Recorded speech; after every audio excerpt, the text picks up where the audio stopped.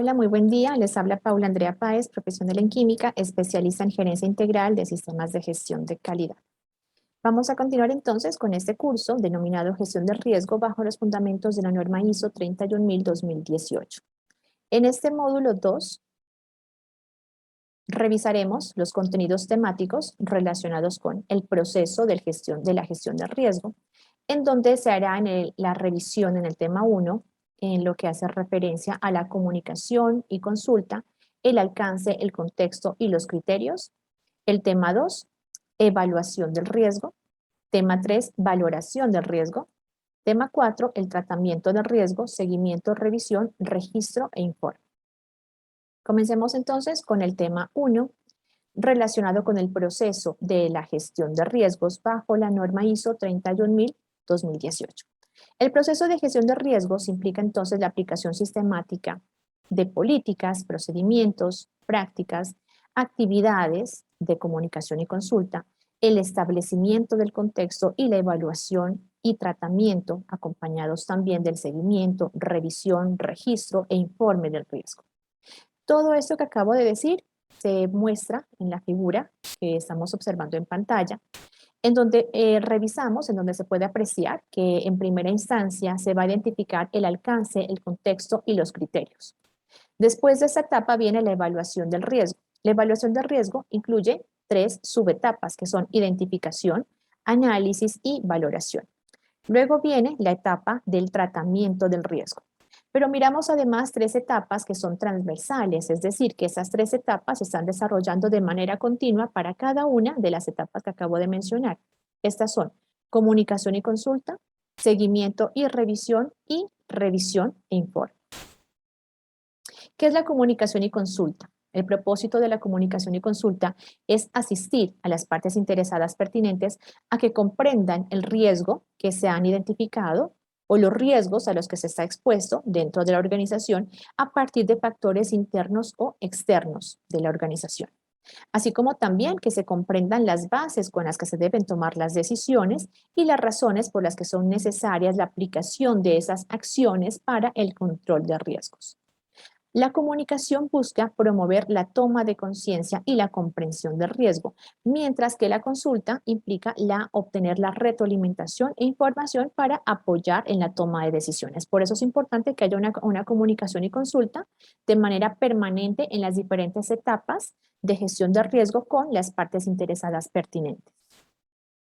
La comunicación y consulta permiten diferentes áreas de experiencia para cada etapa del proceso de la gestión de riesgos. Entonces, habrá diferente tipo de información que se va a aplicar o que se requiere para cada una de las etapas del proceso de gestión de riesgos.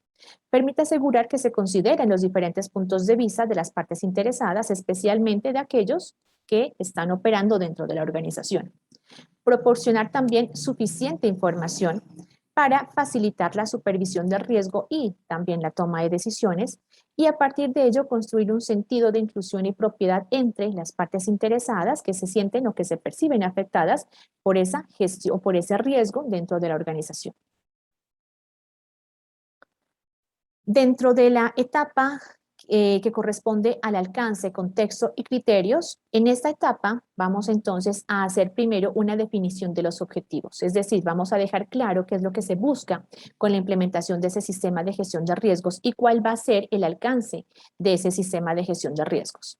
Para ello es necesario que se haga un nombramiento de responsables, entonces la dirección necesariamente debe delegar la coordinación de las labores de riesgos a un personal que puede ser interno o externo y que sea exclusivo o que dentro de sus funciones incluyan las de gestión de riesgos.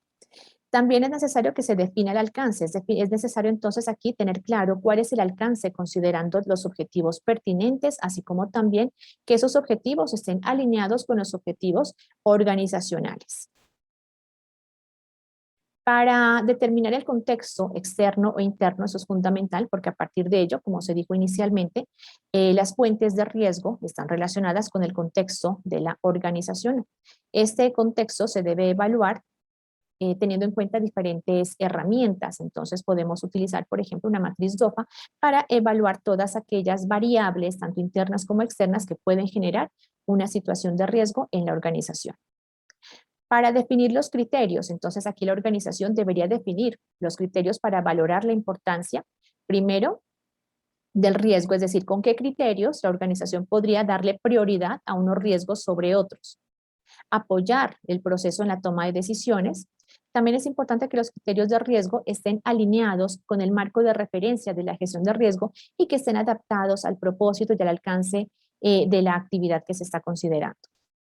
Para definir esos criterios vamos a tener en cuenta algunos conceptos. Primero, que estén alineados con el marco de referencia de la gestión de riesgos, que reflejen los objetivos, pero también los recursos de la organización. Entonces, los criterios se van a definir teniendo en cuenta los recursos y la capacidad de la organización. Se definen también teniendo en cuenta los diferentes puntos de vista de las partes interesadas pertinentes. Para establecer esos criterios se pueden considerar la naturaleza y los tipos de incertidumbre que pueden afectar los resultados y objetivos, es decir, cuáles podrían ser las fuentes de riesgo, cómo se van a definir y a medir esas consecuencias, es decir, el impacto del riesgo, cómo lo vamos a medir, los factores relacionados con el tiempo, entonces lo que en este momento es una situación de riesgo puede ser que más adelante no lo sea, al contrario, la coherencia en el uso de las mediciones, entonces los métodos para medir este nivel de riesgos, para evaluar los riesgos, deben ser coherentes con los métodos que vamos a utilizar. ¿Cómo se va a determinar el nivel de riesgo? ¿Cómo se van a tener en cuenta las combinaciones y las secuencias de riesgos múltiples? Entonces vamos a mirar más adelante que los riesgos se pueden combinar. La capacidad que tenga la organización para las diferentes etapas de la implementación de este proceso de gestión de riesgos. Con eso entonces finalizamos este tema 1 del módulo 2. Los invito a descargar el material de apoyo relacionado con este módulo 2 y a desarrollar la evaluación. Muchas gracias por su atención.